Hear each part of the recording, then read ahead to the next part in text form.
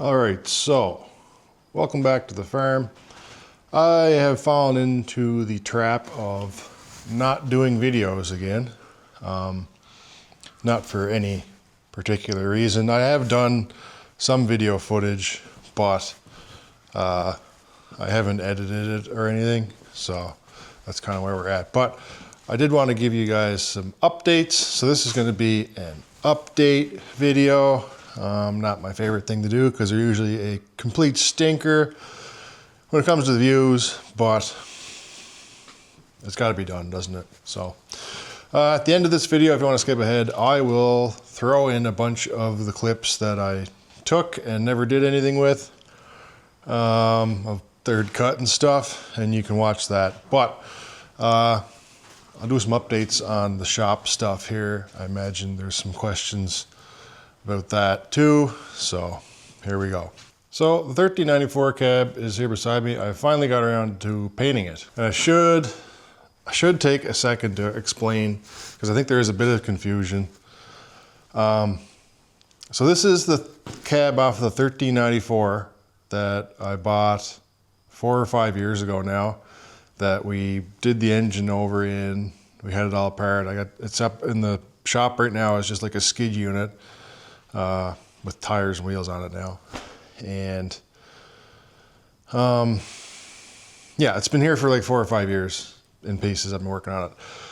We also have now a 1594. So this is a 1394, and now we have a 1594. So the 1594 is a 6-cylinder, naturally aspirated, but it's the same series of tractor as the 1394 is. So it has the same cab on it, and it looks very similar, but it is red, as this one would have been originally red, but the 1594 is red. It's a commemorative edition. It's got the stickers on it and all that. So different tractors, not the same. I think a lot of you were getting mixed up, or some of you were getting mixed up when I mentioned the 1394 or the 1594. They're two different tractors that we have. This one is still in pieces. We're still working on it. Still not done. The 1594 is just another one from the same series that we have now. So two different tractors. Hope that makes sense. So yeah, I finally got this all done. I had primed it again with a high build primer, sanded it all down, and there is like, well, I did 2 coats of black on it, and then I wasn't really happy with it because I had missed a few spots trying to paint it, and I decided to paint it again, so I ended up scuffing the whole thing again, and then I did a 3rd coat over it. So now it's done, now it's painted. We're on to the next thing. I'm not sure. I originally had thought about painting like underneath and in here with like bed liner or whatever, like inside the wheel arches, but I don't think I'm going to do that anymore. I don't know, I don't feel like it, so I think we're just going to move on. I'm waiting on some foam to come. I ordered it on Amazon. It's going to go in between the 2 halves of the cab. It's still separated. It's just sitting on blocks. You can see that gap up there. So once I get the foam, then I can sit it down, and I got new bolts to put in these holes to bolt it back together. So that's just the design on these cabs. They're designed to lift the top half of the cab off of the bottom half. I don't really know what the purpose of that was. In practice, you would do that if you had to get in like a low building, or packing silage in a covered bunk or whatever, or that kind of thing. Probably not something that happens very often. I don't know if there was another reason they did it like that, but anyway, that's how they are. So it's got to go back together. And then I got some sound deadening material, or sound dampening material coming, so we're going to cover everything with that.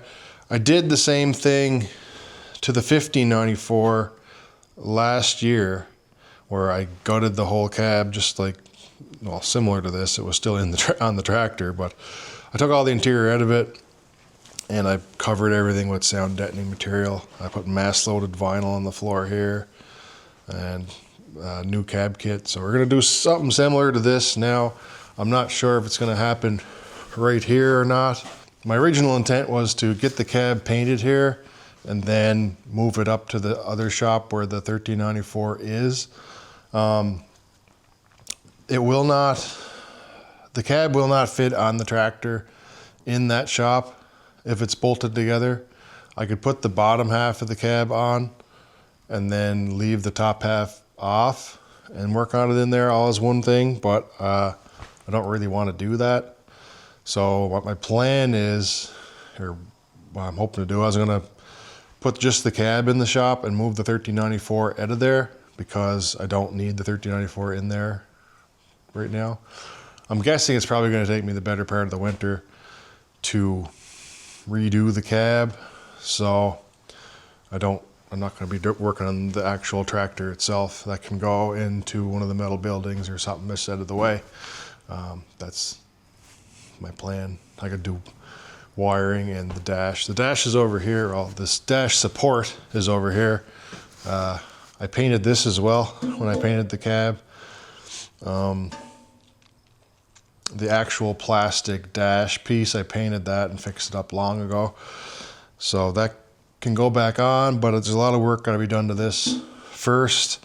So I'll show you guys on the floor what I've been working at the last couple days. So I've got the clutch and brake pedals here and some other parts. That's the diff lock pedal, which is causing me some grief. But anyway, the diff lock lever on the 1494 cab is slightly different. Hopefully I can make it work. I don't have the other one. So that's, I got 2 sets of brake pedals and 2 clutch pedals because I got the 2 cabs. So I'm just trying to pick the best pieces and then we'll clean them up and get them all ready for paint. So I'm running out of like warmer weather now. I don't want to get too far in the winter where I'll have to have heat going to paint. So I'm trying to gather up as much stuff as I can and get it painted before it starts getting cold. So I want to get that stuff cleaned up and painted to go in the cab later on in the winter. The doors, I was just thinking about the doors. I got doors everywhere.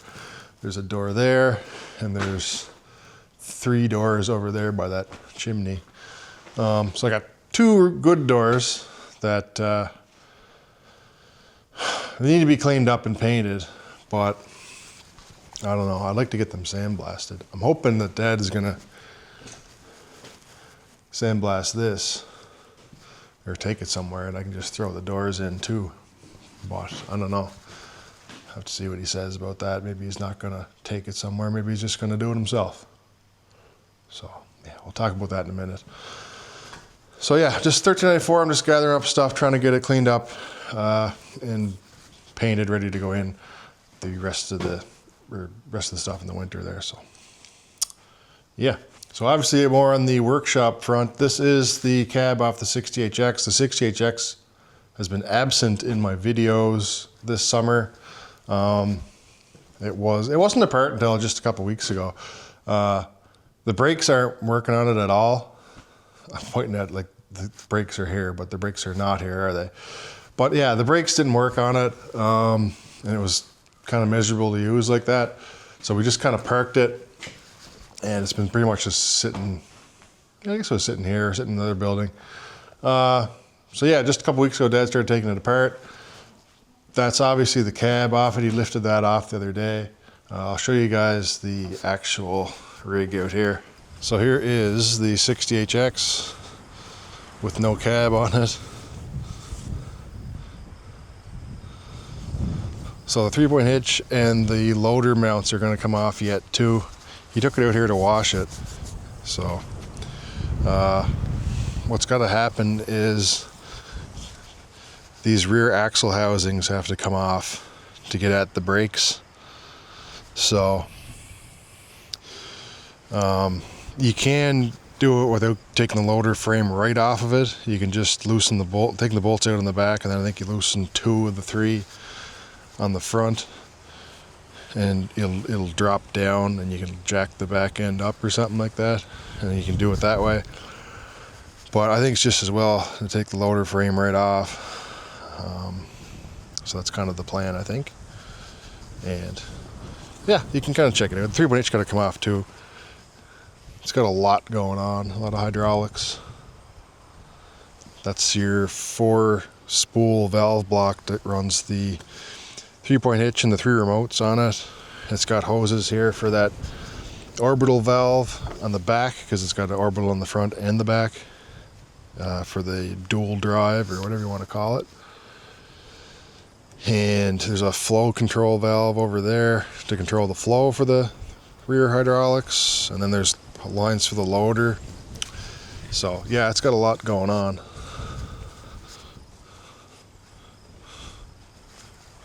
So yeah, that's Dad's project. That's not me. I mean, I might help him out on a little bit here and there, but it's not my project. It's Dad's project.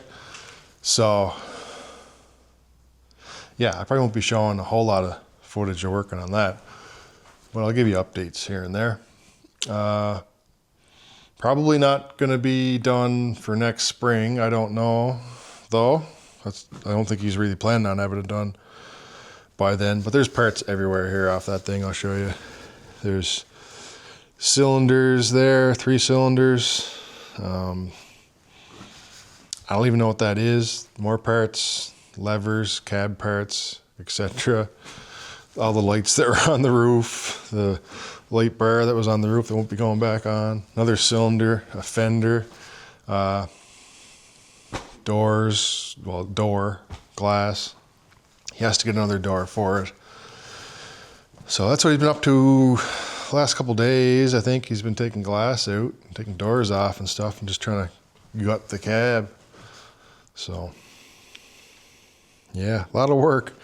So the cab needs a lot of work. You can see all the rust there, and the other side is no better. Actually, it's worse. You can't really tell from this side. Let me see here.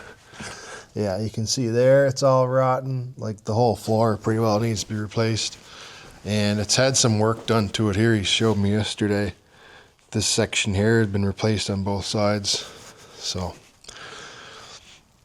yeah, pretty much gonna have to gut the whole cab, probably put a whole new floor in it, fix all this side stuff. I don't know if this piece here is original or not, but yeah, some of the structure might have to be replaced too. I don't know. He'll figure it out. I assume with that he'll do it something the same way I did the 1394 cab. You clean it up and as best you can, gut everything out of it. Do all your repairs, and then once you're done the repairs, sandblast it all, and then you just paint it and whatever else. So that's kind of the way I did that cab right there. Because if you remember in the videos, this cab isn't a 1394 cab, it's a 1494 cab, which is actually the same as a 1594 cab. They didn't have the hump in the floor. They had a flat floor. So someone had fabric cobbled this cab onto the 1394, and it was not a great job. It was functional. It was crude. So I ended up cutting this whole section of the floor out, this whole front section with the hump. I cut that all out and redid it all. And yeah, that was fun. So yeah, that's my shop update. I don't think I got any other updates shop related to add, but I do have some footage, like I mentioned, from third cut, and I don't even know what else. I don't even know what else I took video of. I have to look through these cameras and figure out what's on them. So I'll put a compilation of clips or whatever of stuff you guys haven't seen yet, and that'll conclude the video. So what's the plan going forward here? We still have corn yet to do. That'll be probably the first week of October. Corn is looking really good. It's been a really, really dry summer here in Nova Scotia. I think there's probably been stuff on the news and that, and they banned people going in the woods for a while, so everybody was kind of upset about that. But yeah, we're allowed back in the woods now. And it's rained a bunch since. So luckily for us down here, our corn seemed to fare pretty good. I think up the line it's a lot worse, but down here we're doing pretty good for corn. So yeah, our second cut was a bit light, but I think we're going to be good for silage. We've got 2 fields that we didn't cut for third cut that we're kind of hoping to get something off of later on.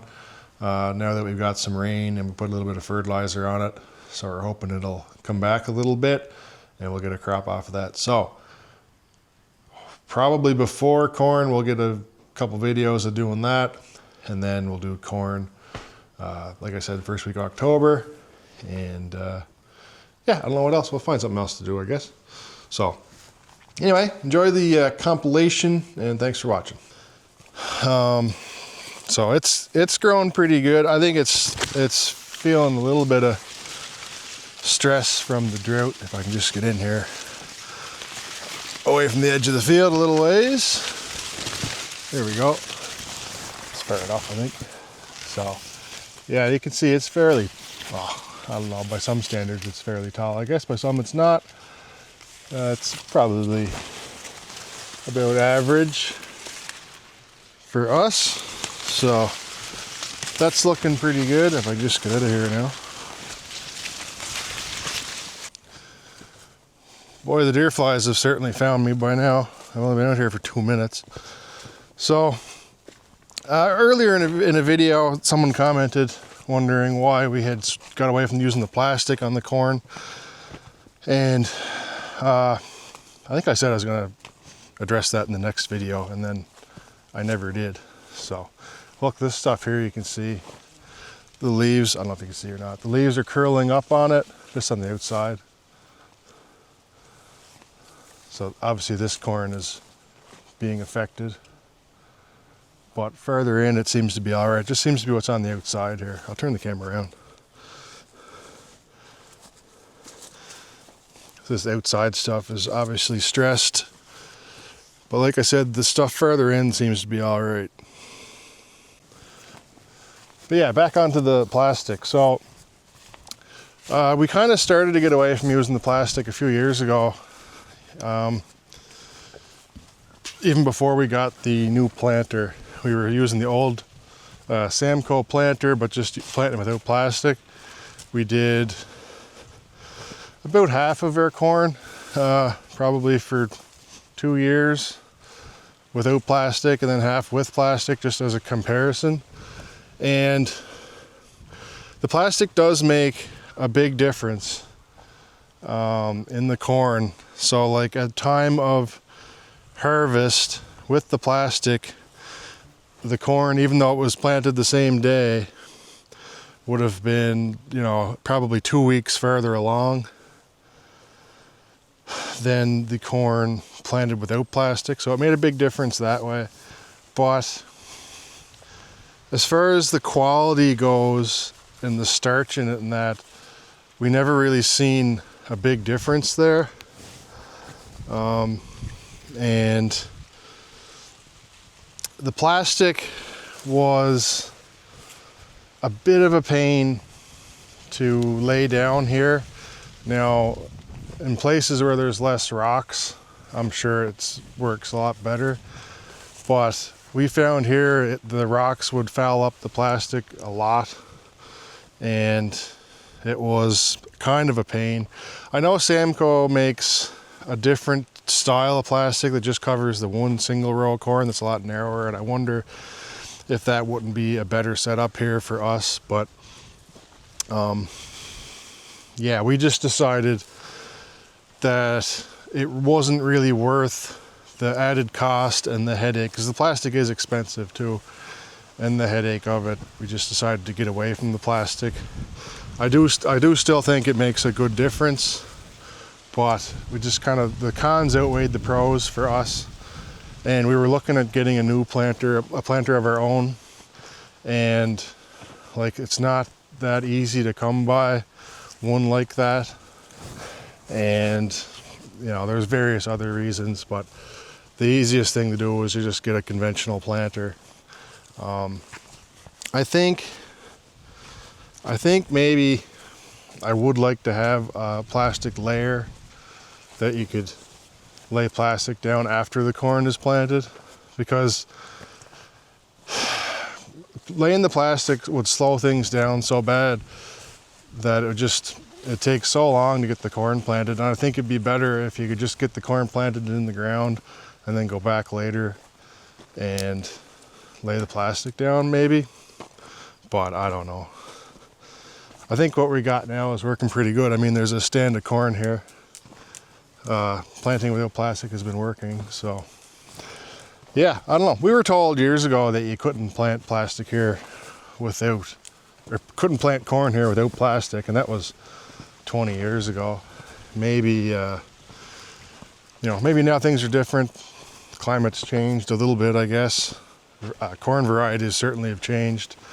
Every year new varieties come out that are, they require less heat units, and they're like a shorter day corn or whatever you want to call it. So that helps too.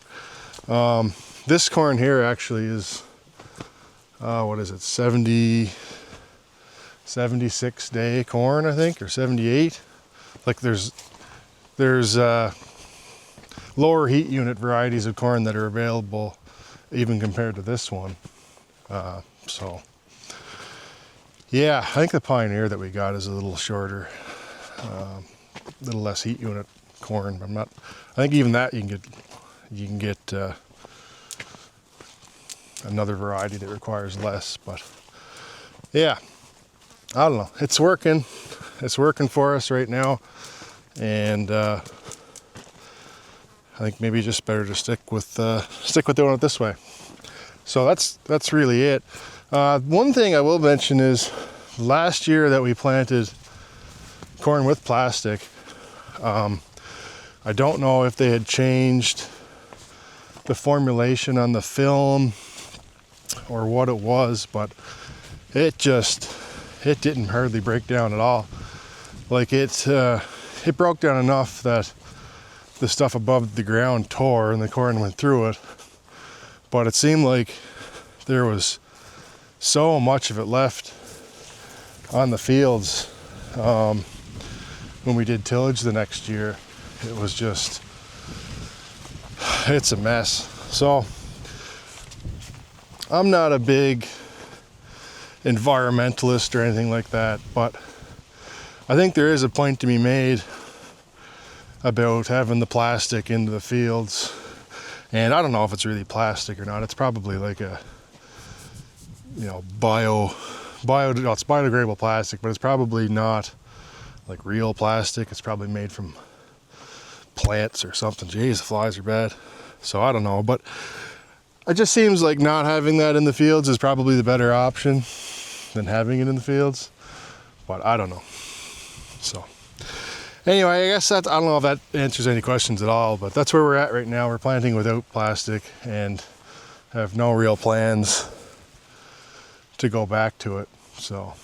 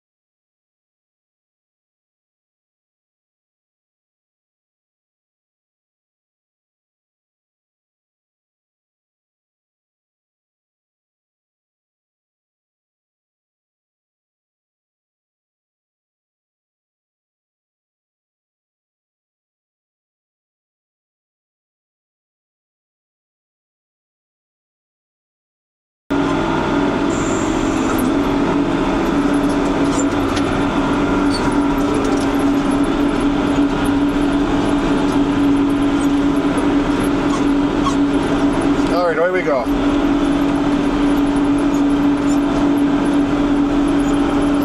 Mowing's kind of a funny thing. I'll make a video of mowing. Like right now I'm mowing the outside round first. So if I mow this way, I'll get a bunch of comments saying, why are you mowing backwards? You're supposed to mow with the tractor towards the woods first. But then if I mow with the tractor towards the woods first and mow the next round out, I'll get a bunch of comments saying you're mowing backwards, you're supposed to do the outside round first. So it seems like either way I do it, it doesn't really doesn't matter. I get comments either way, but I don't know. Sometimes I mow this way first, sometimes I go the other way. I don't think it really matters. It's easier to shove the mower under the trees when you mow the outside like this first.